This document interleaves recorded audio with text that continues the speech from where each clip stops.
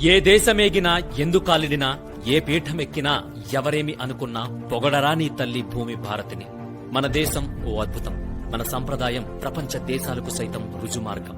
నమస్కారం మన సంస్కారం, మన సాంప్రదాయం మన జీవన విధానం. వేల ఏళ్ల నాటి మన భారతీయ కట్టుబొట్టు ప్రకృతితో మనల్ని మమేకం చేసేలా మన పూర్వీకులు మనకిచ్చిన ఓ మహత్తర వరం. ఇవన్నీ చెప్పదగిన సమయమిది.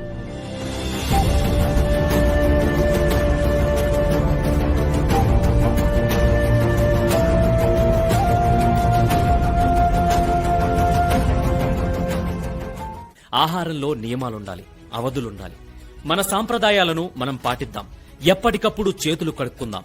కొన్ని రోజుల పాటు ఇంటి పట్టునే ఉందాం. ఏ వైరస్ అయినా మన దరి చేరాలంటే ముందు మన గడప దాటాలి. అందుకే మన సాంప్రదాయంలో భాగమైన, ఆచారంలో భాగమైన మన ఇంటి గడపకు పసుపు రాద్దాం. వ్యాధిని నివారించగలిగేది కేవలం ఔషధమే కాదు, మన మనో నిబ్బరం కూడా. అందుకే ముందు మనం ధైర్యంగా ఉందాం. ఎందుకంటే భయం అల్సరున్నోణ్ణి కూడా చంపేస్తుంది. ధైర్యం క్యాన్సర్ ఉన్నోణ్ణి కూడా బ్రతికిస్తుంది. కరోనా అనేది గాలి ద్వారా వ్యాపించదు. ఆ వ్యాధి ఉన్న వాళ్ల నుంచి పక్కనున్న వాళ్లకు తుమ్ములు, షేక్ హ్యాండ్స్ ద్వారా వ్యాపిస్తుంది. ఇలాంటి అంటువ్యాధులు, క్రిములను బయట కడిగేసుకు రావాలనే మనకి పూర్వం నుంచి ఒక సాంప్రదాయం ఉండేది. బయటికి వెళ్ళొచ్చినా, ఊరెళ్ళొచ్చినా కాళ్లు కడుక్కుని రావాలని. ఇది నా దేశ సాంప్రదాయం. తిరిగి ఆ సాంప్రదాయాలను అలవరుచుకుందాం. షేక్ హ్యాండ్స్ ఇచ్చి అవతలి వాళ్ల అశుభ్రానికి మనం బాధ్యులు అవ్వద్దు. రెండు చేతులతో వినమ్రంగా నమస్కరిద్దాం.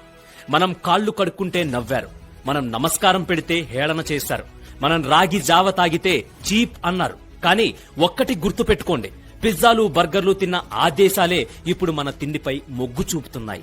మన సాంప్రదాయాలు చూసి నవ్విన ఆ దేశాలే నమస్కారమే ముద్దు, షేక్ హ్యాండ్ వద్దు అంటూ చేతులు జోడించి దండం పెడుతున్నాయి. అందుకే నా దేశం వేల ఏళ్ల క్రితమే జ్ఞానభూమి. అలాంటి భారతదేశంలో కరోనా మహమ్మారిని కట్టడి చేయడం పెద్ద లెక్క కాదు. ప్రభుత్వ నిబంధనలను నిష్ఠగా పాటిద్దాం. ఎప్పటికప్పుడు చేతులు సబ్బుతో కడుక్కుందాం. రాబోయే కొన్ని రోజులు మన దేశ క్షేమం కోసం మనమంతా ఇంటి దగ్గరే ఉంటూ వైరస్ పతనానికి నాంది పలుకుదాం.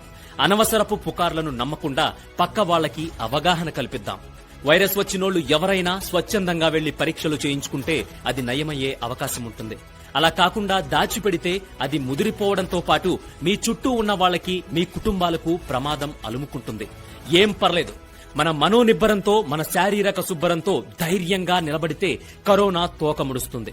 పచ్చడి మెతుకులు, రాగి సంకటి, సద్దన్నం, ఉల్లిపాయ, జొన్న రొట్టెలు, బగారన్నం తిన్న శరీరాలు మనవి. కొంచెం జాగ్రత్త తీసుకుంటే ఏ వైరస్ మనకి సోకదు. కానీ అప్రమత్తంగా ఉంటూ అవగాహనతో ప్రభుత్వాలకు, డాక్టర్లకు మనం సహకరిస్తే కరోనాపై యుద్ధం గెలవడం కష్టమేం కాదు. ఏ దేశమేగినా ఏముంది గర్వకారణం. ప్రతి చోట ఆ మహమ్మారి స్వైర విహారం. ధనిక పేద తేడా లేదు. ఇప్పటికైనా ప్రకృతిని గౌరవిద్దాం. మూఢనమ్మకాలను కాకుండా ప్రకృతికి ఉపయోగపడే, ప్రకృతితో మమేకమయ్యే భారతీయ సాంప్రదాయాలను మరొక్కసారి నెమరు వేసుకుని ఇక నుంచి మన జీవన విధానంలో మమేకం చేసుకుందాం. నా దేశం భగవద్గీత, నా దేశం అగ్ని పునీత సీత, నా దేశం కరుణాంతరంగ, నా దేశం సంస్కార గంగ. జై హింద్, భారత్ మాతాకి జై.